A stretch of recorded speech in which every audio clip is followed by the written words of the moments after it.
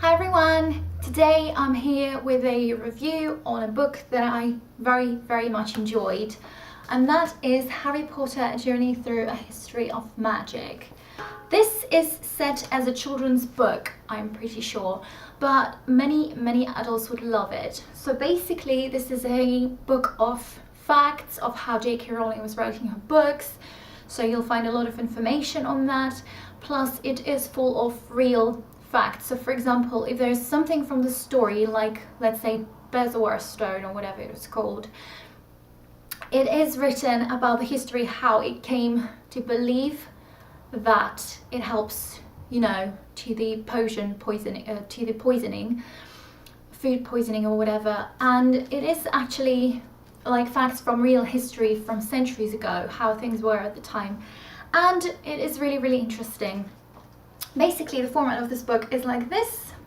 It's got a lot of illustrations and a lot of different things. The illustrations from this book are by Jim Kay, who is, if you don't know, the illustrator of the new illustrated editions of Harry Potter. The illustrations from this book are absolutely gorgeous. I would spend a couple of minutes on looking on every single one of them because they're gorgeous and they're stunning. My favorite is probably, I don't know how well you could see with my lights and stuff, but it is very detailed.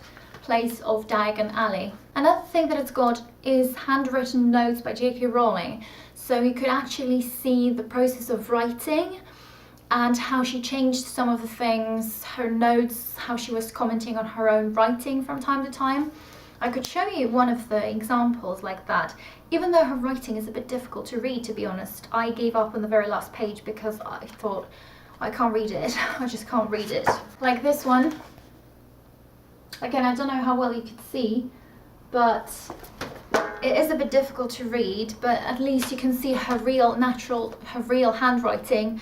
And I think it's quite cool if it's your favorite author to see something about her. I think it's absolutely brilliant. Now I'm going to show you one of the examples of his illustrations.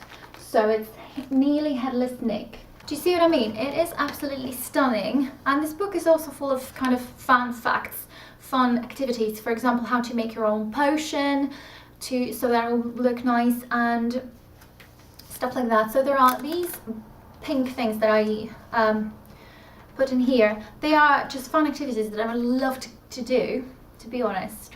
For example, make your own dragon egg. There are tips on how to do that. I know it's for children, but I don't care. And how to find Sirius, which is the constellation, and other things like that. So it is a lot of fun to read this book, and plus it gives you more information about the world that you absolutely love if you love Harry Potter. To me, at least, it transported me back to my favorite world. I learned a lot of different things from here that I didn't know before, and it is absolutely wonderful.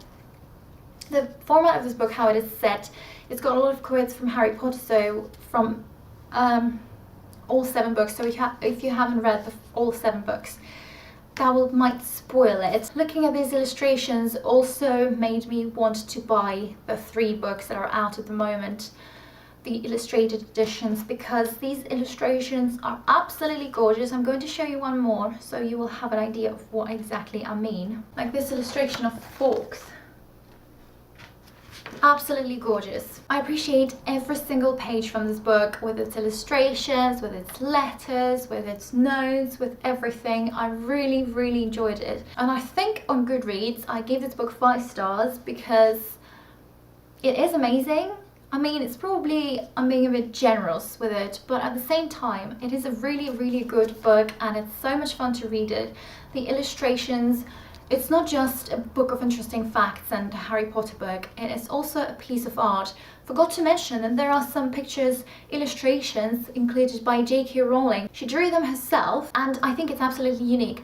So she drew them like in 1991, so before Harry Potter was even published, because she knew, by the way, one of the facts is that she planned her whole story way before it was published, the first book was published. So she knew who would die and at what circumstances. So I think it's absolutely wonderful. That's probably why her story, the whole book, the whole story of Harry Potter works so well and put together, because she planned it all in advance and she knew what was going to happen straight away. And I'm going to show you one of the examples of her own illustrations. Like this one, for example. I think it's so much fun to actually see those illustrations which she drew herself.